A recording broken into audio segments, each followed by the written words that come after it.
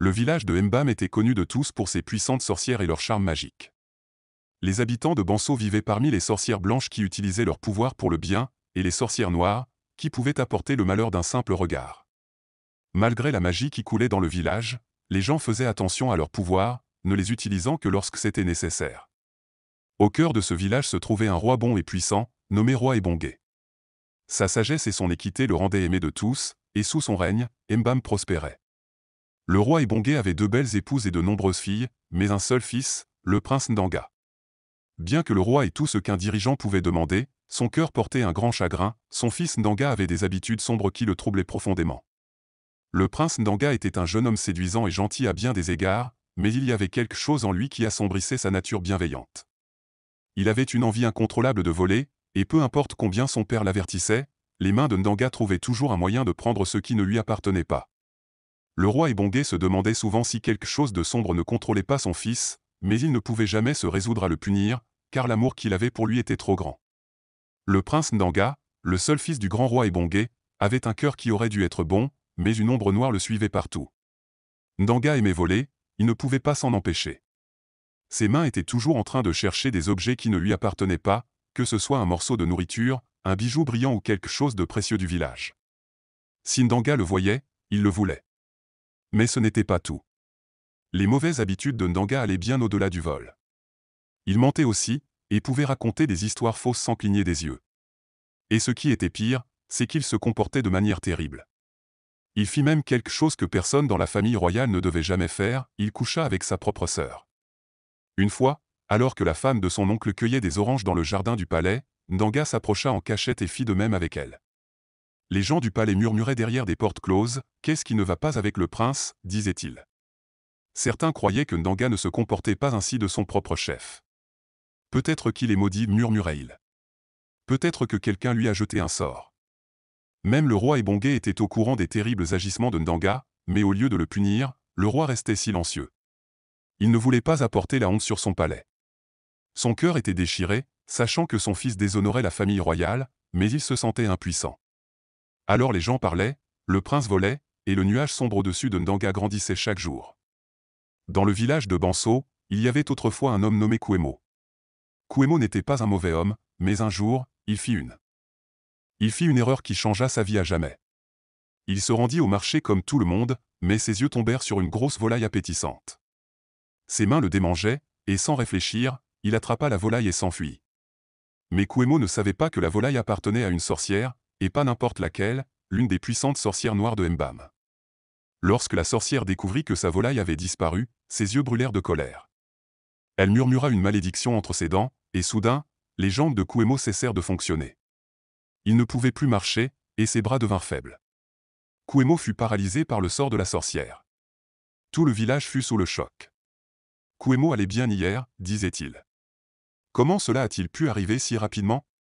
La nouvelle se répandit comme une traînée de poudre, et bientôt, l'affaire parvint aux oreilles du roi Ebongé.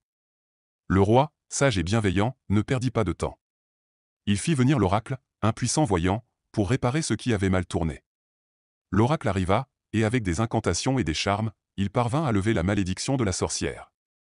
Mais il y avait un prix à payer, la volaille devait être rendue à la sorcière, accompagnée de cadeaux offerts par le roi pour rétablir la paix. Après cela, le roi Ebongé fit asseoir le prince Ndanga et lui raconta l'histoire. « Écoute, mon fils, dit le roi d'une voix basse et sérieuse, il y a des personnes dans ce village à qui tu ne dois jamais voler, surtout les sorcières. Regarde ce qui est arrivé à Kouemo. Veux-tu que cela t'arrive aussi ?» Ndanga hocha la tête, mais au fond de lui, il n'écoutait pas vraiment. Ses mains trouvaient toujours un moyen de causer des ennuis, et même les avertissements de son père ne pouvaient rien y changer. Dans le village de Mbam, quelque chose de curieux commença à se produire. Les villageois remarquaient que leurs affaires disparaissaient. Des chèvres attachées aux arbres s'évanouissaient, des volailles gardées pour le prochain repas étaient introuvables, et même de l'argent gardé dans des pots d'argile disparaissait soudainement. Les gens s'inquiétaient. Ils ne savaient pas qui était le voleur, mais ils étaient sûrs que quelqu'un avait des doigts collants. À chaque fois qu'une chose disparaissait, les villageois se rendaient en groupe au palais pour se plaindre. « Votre Majesté, ma chèvre a disparu » pleurait l'un. « Votre Majesté, quelqu'un a pris ma volaille » criait un autre. Le roi Ebongé écoutait les plaintes et, au fond de lui, il savait qui était le coupable, c'était son propre fils, le prince Ndanga. Mais le roi ne pouvait se résoudre à exposer son fils. Au lieu de cela, chaque fois qu'une chose était volée, le roi la remplaçait. Il offrait aux villageois de nouvelles chèvres, volailles ou de l'argent. Les villageois quittaient le palais heureux, croyant que le roi réglait leurs problèmes, mais le roi savait qu'il ne faisait que couvrir les méfaits de Ndanga.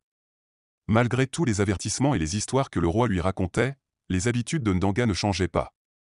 Il continuait à voler, et ce qui était pire, c'est qu'il volait n'importe qui, même les enfants du village qu'il adorait.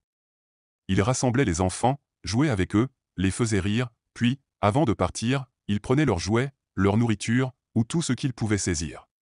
Le cœur du roi s'alourdissait de jour en jour. Il aimait son fils, mais il ne savait pas comment l'arrêter. Plus il avertissait Ndanga, plus ce dernier l'ignorait.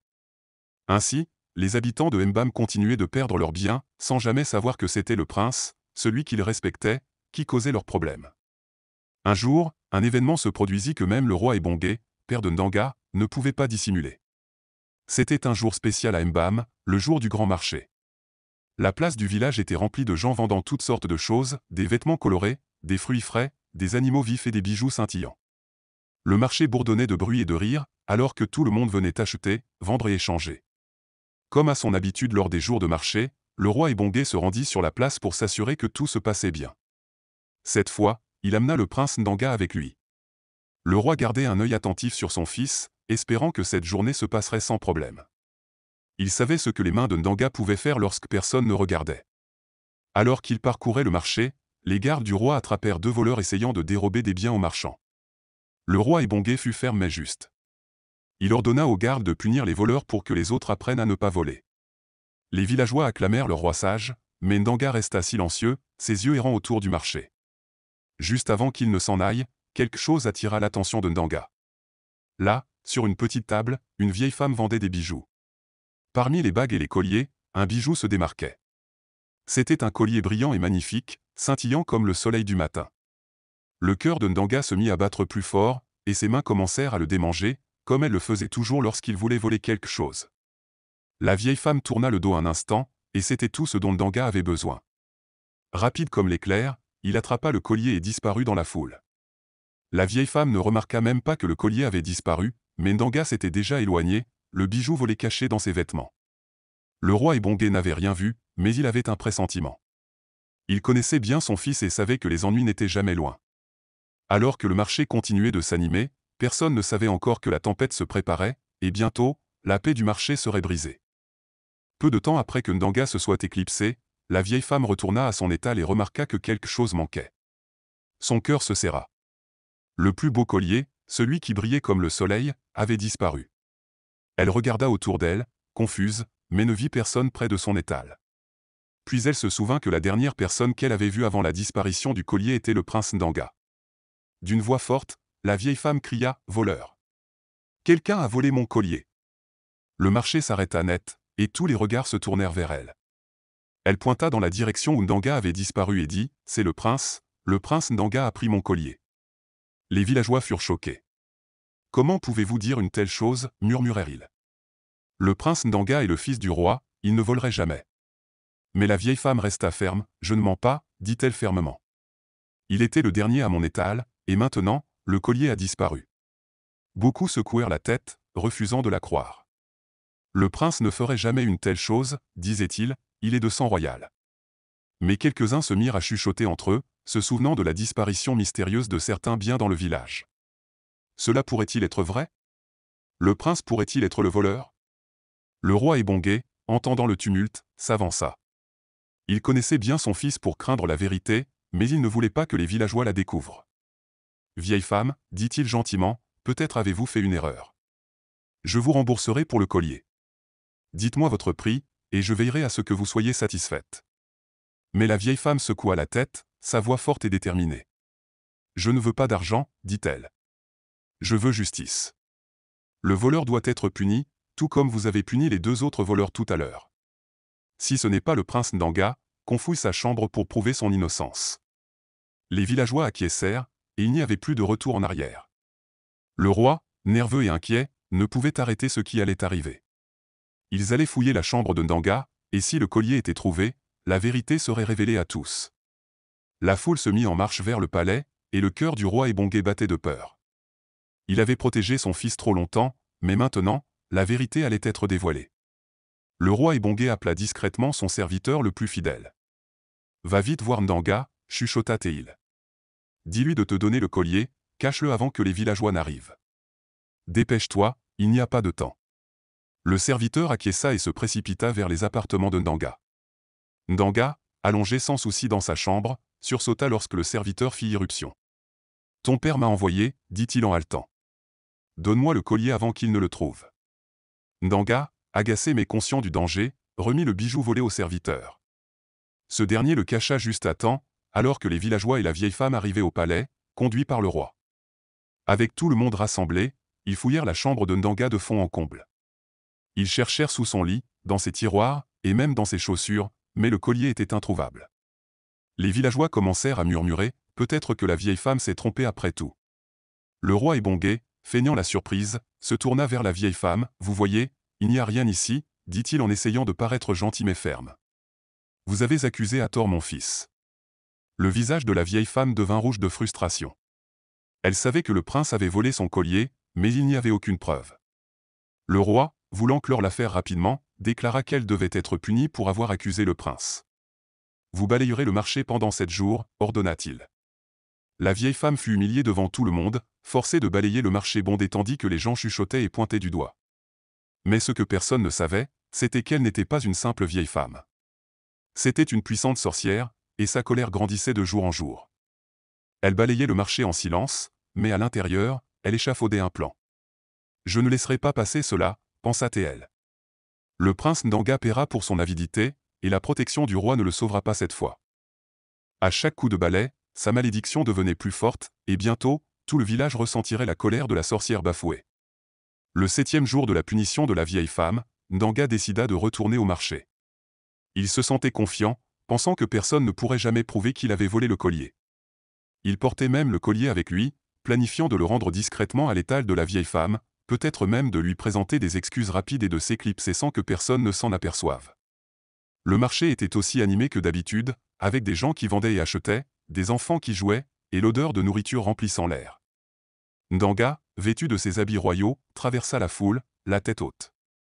Les villageois le saluèrent avec des sourires et des acclamations, inconscients du danger qui se profilait.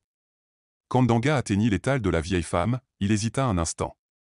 La vieille femme était occupée, son balai à la main, balayant le marché dans le cadre de sa punition. Ndanga jeta un coup d'œil autour de lui pour s'assurer que personne ne le regardait. Il sortit le collier brillant, et juste au moment où il allait le poser sur sa table, quelque chose de bizarre se produisit. Soudain, le corps de Ndanga commença à changer. Ses jambes devinrent plus courtes, ses bras se transformèrent en ailes, et sa peau se couvrit de plumes. Sous les yeux ébahis de la foule du marché, Ndanga se transforma en un gigantesque coq et son cri retentit à travers le marché. La foule resta figée par la peur et la stupéfaction. Le fier prince était maintenant un énorme coq, debout au milieu du marché, chantant comme s'il annonçait sa propre chute. Les gens crièrent et s'enfuirent dans toutes les directions, terrifiés par cette scène étrange. Le marché, qui avait été plein de vie, se transforma en chaos. Les gardes du palais, entendant le tumulte, se précipitèrent sur les lieux. Ils virent le gigantesque coq et reconnurent immédiatement ce qui s'était passé. « C'est le prince » crièrent-ils. Le prince Ndanga a été transformé. Rapidement, ils attrapèrent le prince coq et le ramenèrent en hâte au palais. Les villageois, regardant avec horreur et confusion, répandirent rapidement la nouvelle, et bientôt, tout le monde savait que le prince Ndanga s'était transformé en un énorme coq au milieu du marché. Ce grand jour de marché, qui avait commencé avec des rires et de la joie, se termina dans la peur et la confusion, alors que le prince, qui avait autrefois volé sans se soucier, se retrouvait piégé dans le corps d'un coq chantant. De retour au palais, le chaos régnait. Le roi Ebongé était assis sur son trône, le cœur lourd de peur et de confusion. Son unique fils, le prince Ndanga, n'était plus un homme, mais un énorme coq chantant. Le palais bourdonnait de murmures, et personne ne savait quoi faire. « Faites venir l'oracle » ordonna le roi. L'oracle était un homme sage qui pouvait voir au-delà de ce que les yeux ordinaires pouvaient percevoir. Il fut rapidement amené au palais, son visage calme mais sérieux. Il étudia le coq chantant, qui autrefois était le prince, et hocha lentement la tête. « C'est l'œuvre d'une sorcière noire » dit l'oracle, sa voix résonnant dans la pièce. Le prince Ndanga a été maudit, et seule celle qui a lancé la malédiction peut l'annuler. Le cœur du roi se serra. « Qui aurait pu faire cela à mon fils » demanda-t-il, la voix tremblante. Il avait protégé Ndanga pendant si longtemps, et maintenant, il semblait que sa protection ne pouvait pas empêcher ce qui s'était passé. Alors qu'ils réfléchissaient tous, l'un des gardes du palais s'avança, les yeux écarquillés. « Majesté, dit-il en pointant le cou du coq. Il y a quelque chose que vous devez voir. » Le roi se pencha de plus près et là, pendu autour du cou du coq, se trouvait un collier brillant, le même collier qui avait causé tout ce trouble. Le garde regarda attentivement et s'exclama « Je reconnais ce symbole », dit-il. Il appartient à Nana, la vieille femme qui balayait le marché. Les yeux du roi et Bongué s'agrandirent de stupeur. Nana, la femme qu'ils avaient punie, n'était pas une simple marchande. Elle était une puissante sorcière connue dans le village, mais respectée pour sa vie tranquille. Sans perdre de temps, le roi et ses gardes se précipitèrent vers la petite hutte de Nana, à l'extérieur du village. À leur arrivée, Nana était assise calmement dehors, comme si elle les attendait. Le roi s'agenouilla devant elle, le visage plein d'inquiétude. « S'il te plaît, Nana, supplia-t-il. Est-ce ton œuvre? As-tu maudit mon fils ?» Nana hocha lentement la tête, ses yeux perçants et pleins de savoir. « Oui, dit-elle doucement. Ton fils m'a volé, et je l'ai maudit. Mais cette malédiction va bien au-delà du simple collier volé. » Le roi, tremblant, demanda « Que veux-tu dire ?» Nana, les yeux remplis de sagesse, s'avança. « Écoute attentivement, dit-elle, sa voix exigeant le silence. Le vol, les mensonges, la honte? Ce n'était pas seulement le fait de Ndanga. Il a été maudit dès sa naissance. Ses mains ont été rendues agitées par quelqu'un de proche de toi. » Le roi Ebongué, ému, respira profondément. « Comment cela se peut-il » demanda-t-il. Les villageois se regardèrent, choqués. Ce n'était pas la faute du prince, tout cela avait été causé par une malédiction. Le visage du roi pâlit alors que les mots de Nana s'enfonçaient dans son esprit. « La malédiction a été lancée par quelqu'un dans ton palais, » continua Nana, sa voix forte. « Quelqu'un qui voulait que le prince apporte la honte et la tristesse dans ton cœur. Cette personne se cache parmi vous. » La pièce tomba dans un silence profond. Puis, Nana éleva la voix et exigea que celui qui a maudit le prince se tienne devant nous maintenant. Avoue ton crime, ou la malédiction ne sera jamais levée. La foule se mouva, mal à l'aise, mais personne ne bougea. Nana répéta sa demande, celui qui a maudit Ndanga, avance maintenant, ou fait face à la colère des esprits. Toujours personne ne se présenta. La tension dans la pièce monta à tel point que l'air semblait devenir plus lourd. Finalement, après la troisième demande, un petit mouvement tremblant attira tous les regards. Ils se tournèrent vers la femme préférée du roi, Hula. Elle s'avança, le visage pâle, les mains tremblant comme des feuilles dans le vent. Les yeux du roi s'agrandirent de stupéfaction. Sa bien-aimée Hula, comment cela pouvait-il être? D'une voix à peine plus forte qu'un chuchotement, Hula parla, « C'était moi », avoua-t-elle, ses mots tranchant le silence comme une lame. « Je l'ai maudit. » Les villageois exclamèrent de stupeur, incapables de croire ce qu'ils entendaient. Les genoux du roi faiblirent, et il fixa Hula, peinant à comprendre. Hula poursuivit, sa voix tremblante de culpabilité et de tristesse. « J'étais jalouse. Après avoir donné naissance à nos 3 filles, commença-t-elle, les yeux baissés de honte, je ne pouvais plus avoir d'enfant. Mon ventre était endommagé et, peu importe combien je priais ou espérais, je savais que je ne te donnerais jamais un fils, mon roi. » Les villageois écoutaient en silence, le cœur brisé par sa confession. Hula poursuivit, ses mots sortant comme des gouttes de pluie d'un nuage lourd. « Lorsque tu as épousé Kyoma, je me suis d'abord réjoui pour toi, mais quand elle t'a donné un fils, Ndanga, mon cœur a changé. Chaque fois que je voyais la joie dans tes yeux lorsque tu le regardais, je ressentais une douleur profonde, profonde à l'intérieur. C'était comme si j'avais tout perdu. Je ne pouvais pas le supporter. » Le roi Ebongué, debout, immobile comme une statue, écouta en état de choc. Sa bien-aimée Hula, la femme en qui il avait confiance et qu'il avait aimée, avait porté une telle amertume. Il n'avait aucune idée de la douleur qu'elle avait portée toutes ces années. « Je voulais que tu souffres, comme je souffrais, » avoua Hula, la voix brisée. « Je voulais que tu ressentes la tristesse que je ressentais chaque fois que tu tenais Ndanga près de toi. Alors je l'ai maudit. J'ai murmuré des mots de ténèbres sur lui lorsqu'il était encore un bébé, le rendant voleur, espérant que cela apporterait des ennuis à ton cœur. Je voulais que Kyoma souffre aussi, en voyant son fils apporter la honte à la famille royale. » Les villageois étaient stupéfaits, le cœur rempli de tristesse pour le roi et son fils. Ils n'avaient jamais imaginé que tant de jalousie venait de quelqu'un de si proche du roi. Les yeux du roi étaient remplis de larmes, mais non de colère. C'était une profonde tristesse qu'il ressentait. Le poids de la trahison pesait lourdement sur sa poitrine comme une pierre lourde. Son fils avait été maudit, non pas par un ennemi, mais par quelqu'un de chez lui, quelqu'un qu'il aimait. La foule resta silencieuse, leur cœur plein de douleur pour le prince, pour le roi, et même pour Ulla, dont la jalousie avait transformé son cœur en ténèbres. Tous ressentaient la douleur d'Ulla, mais personne n'aurait pu imaginer que cela conduirait à une telle malédiction sur le prince innocent. Le roi Ebongé, la tristesse profonde, essuya ses larmes. Mais la malédiction n'était pas levée. Nana s'avança, les yeux remplis de sagesse. « Il n'y a qu'une seule façon de briser la malédiction, dit-elle. Pour que Ndanga soit restauré dans son état humain, il doit coucher avec Ulla, celle qui l'a maudit. » Un murmure de choc envahit la pièce. Les villageois n'en croyaient pas leurs oreilles. Même le roi, qui avait tout traversé, était secoué au plus profond de son être. Cet acte allait à l'encontre de tout ce que les gens croyaient, et l'idée de cela les remplissait d'horreur. Mais la voix de Nana restait ferme, c'est la seule manière. La malédiction est profonde, et seule cette action peut libérer Ndanga de son destin. Après un long moment de réflexion et une grande détresse, le roi comprit qu'il n'y avait pas d'autre choix. Des rituels furent accomplis par Nana et l'oracle, préparant la voie pour que la malédiction soit brisée. Les villageois observaient en silence, le cœur lourd de ce qui devait être fait. Ndanga, toujours pris dans sa forme de coq, mais avec un cœur humain, accomplit l'acte de briser la malédiction. Bien que ce fût un acte indicible, il était nécessaire. Lorsque ce fut fait, Ndanga commença à changer. Ses plumes tombèrent, ses ailes redevinrent des bras, et ses jambes se raffermirent à nouveau. Finalement, sa tête de coq se transforma en celle d'un homme. Le prince Ndanga était humain à nouveau. Les villageois se réjouirent, leurs cris de joie résonnant dans tout le village.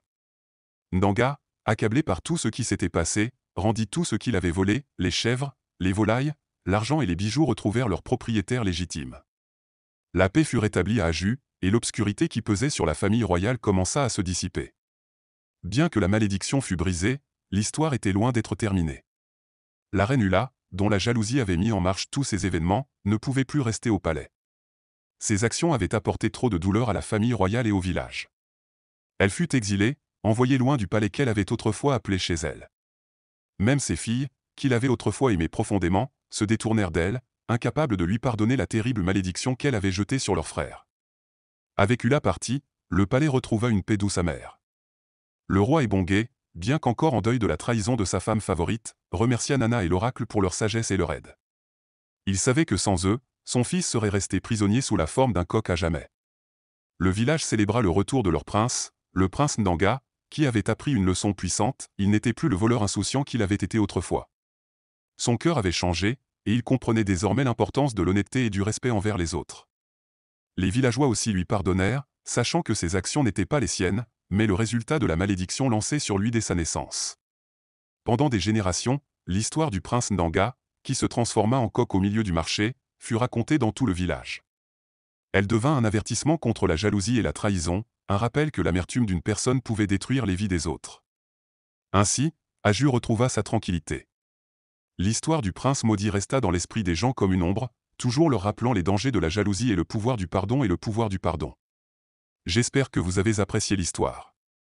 Si c'est le cas, veuillez aimer la vidéo, commenter ce que vous avez appris de ce conte, et n'oubliez pas de vous abonner à la chaîne pour d'autres contes enchanteurs comme celui-ci. Merci.